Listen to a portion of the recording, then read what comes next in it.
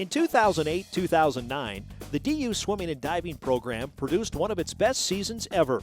The Pioneer men won their first ever Sun Belt Conference championship. The Pioneer ladies finished second at the Sun Belt, and head coach Brian Schrader sent a handful of athletes to nationals. This season, with a much less experienced team, Denver nearly pulled off a repeat. It was a good year. I can't complain. We wanted always to be at NC2As, and that was tough, but we were close in a few events. And the Sun Belt meet was very close for both the men and the women. And you never want to make excuses, but we had some significant injuries and illness that might have turned things around, and I think that was our biggest challenge, not our performance. DU's 2009-2010 squad was certainly very talented, but also very young. Half the team's freshmen, both the men and the women. Managing them through their transition year and getting them on board with how we train and what's going on was a lot of fun, but also a big challenge. Yeah, it was pretty amazing. You know, we had a lot of young kids, probably about half the team was freshmen, and there's just a lot of talent there, and just able to do the things that we did was pretty amazing.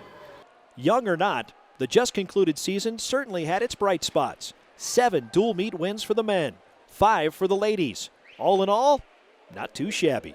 We finished well overall in the conference. There were some places where we can definitely make improvements, but we were happy with most of what we did this year.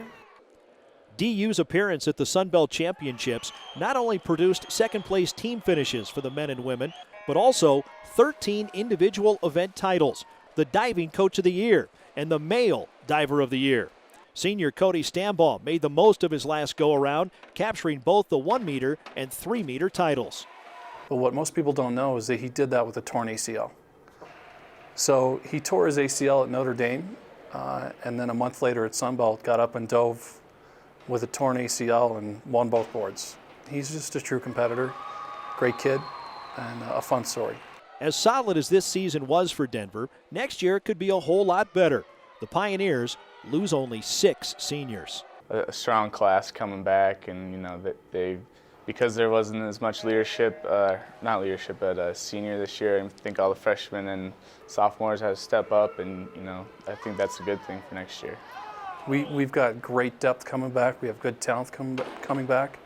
We have lots of people that were in the top 3, and it'll be challenging for wins, but it's going to be a good year for Denver swimming next year.